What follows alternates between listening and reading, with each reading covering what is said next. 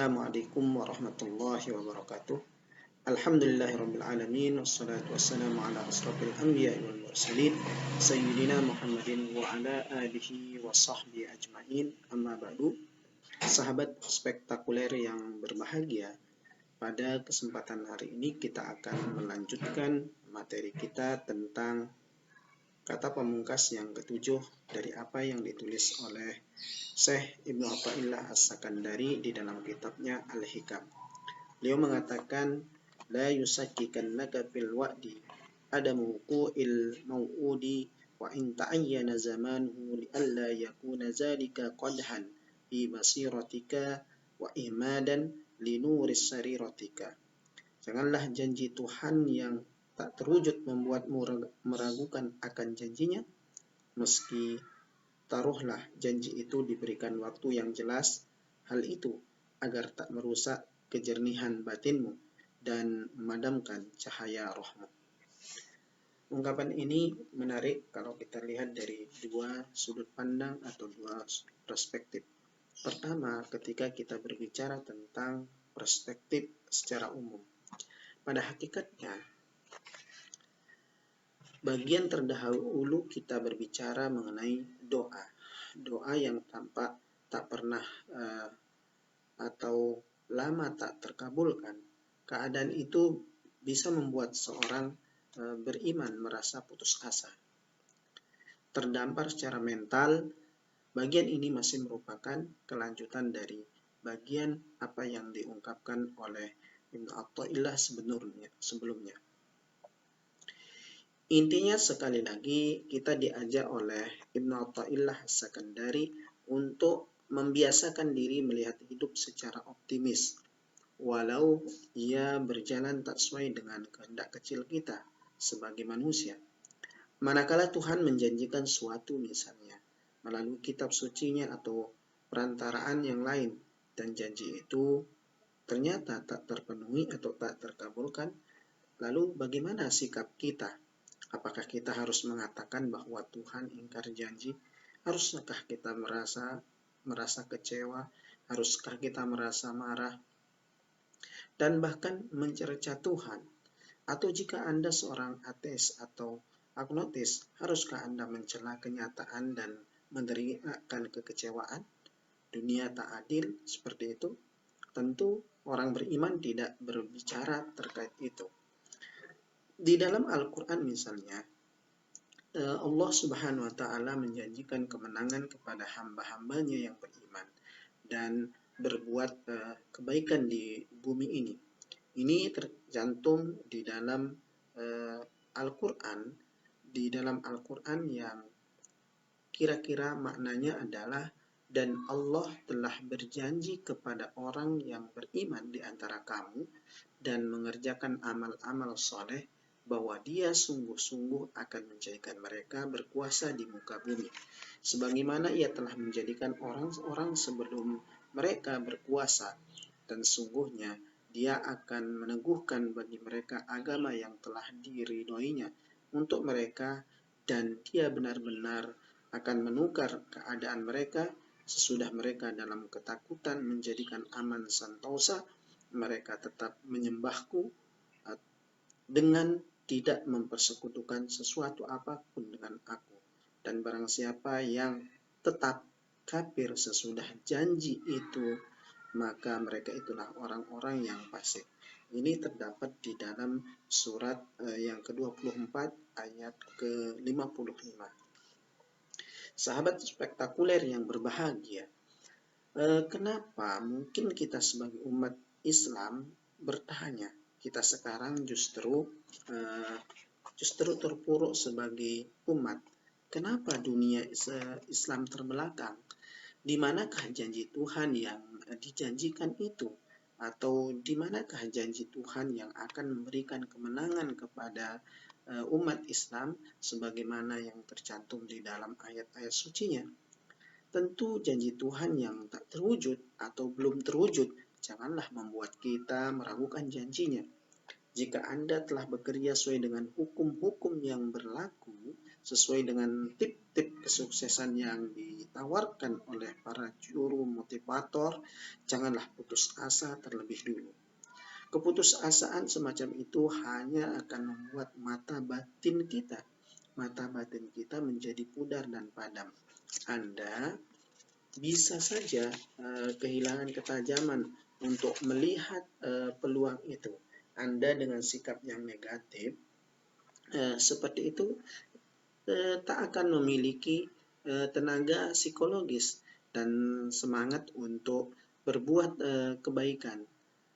Mencoba lagi dan mengulangi lagi. Barangkali ada yang salah dalam proses ketika kita mengerjakan pekerjaan sebelumnya. Jika umat Islam saat ini terdampar di pinggiran sejarah, padahal Tuhan menjanjikan di dalam kitab sucinya bahwa Ia akan menolong mereka, janganlah hal itu membuat mereka patah harapan atau meragukan janji Tuhan. Seorang yang beriman haruslah memiliki pandangan yang optimis tentang sejarah. Dalam pandangan seperti itu, keputusasaan tak masuk dalam kamus orang beriman. Manfaat sikap positif semacam ini kita tahu adalah memberikan kita suatu tenaga mental untuk terus mencoba dan mencoba kembali. Janji Tuhan dalam bentuk hukum alam, barang siapa bekerja keras, ia akan menuai hasil dan akan pasti terwujud. Tetapi ia terwujud bukan dalam cara yang kita kehendaki. Kadang-kadang terwujud secara tak terduga dalam bentuk yang tak pernah muncul dalam rencana awal kita. Life is full of surprise. Hidup kerap berisi kejutan-kejutan di tikungan. Dan saya yakin kita sering mengalami hal yang semacam ini dalam hidup. Banyak hal yang kita rencanakan secara matang dari awal dan kita bekerja keras seraya berdoa untuk meraih itu. Tetapi pada ujungnya rencana itu tak terwujud. Di tikungan hidup yang muncul justru hal-hal yang tidak terduga. Hal-hal semacam ini kerap terjadi dalam hidup manusia.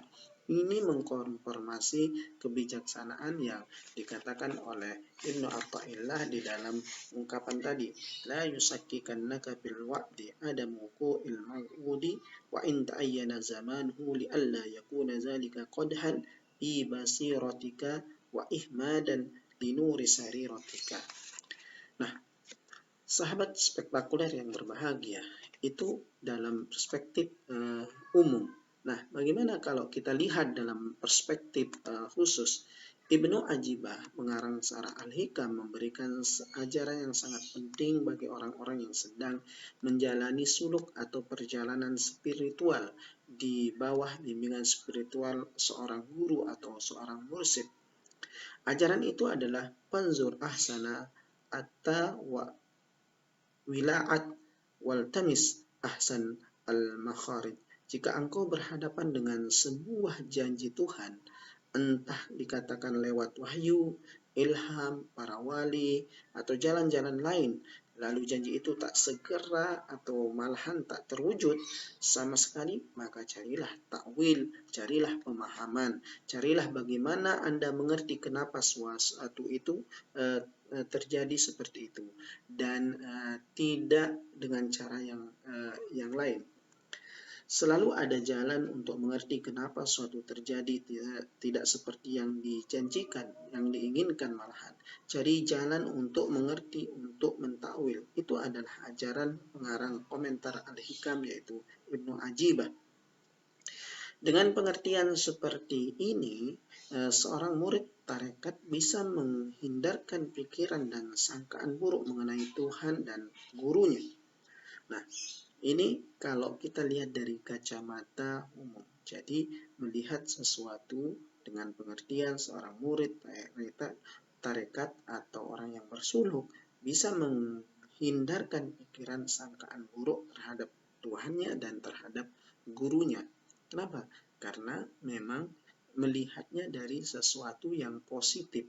Nah, dari dua sudut pandang tadi, kita bisa melihat pelajaran yang sangat penting apa yang diajarkan oleh Syekh Ibnu Athaillah As-Sakandari ini.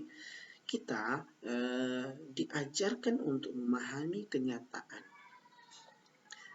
di mana memahami kenyataan itu yang tidak sesuai dengan hukum realitas atau janji Tuhan dengan cara tertentu, sehingga kita tak memiliki prasangka buruk, sebab prasangka buruk hanyalah mendatangkan negative thinking, pikiran kotor dan situasi kejiwaan yang tak sehat.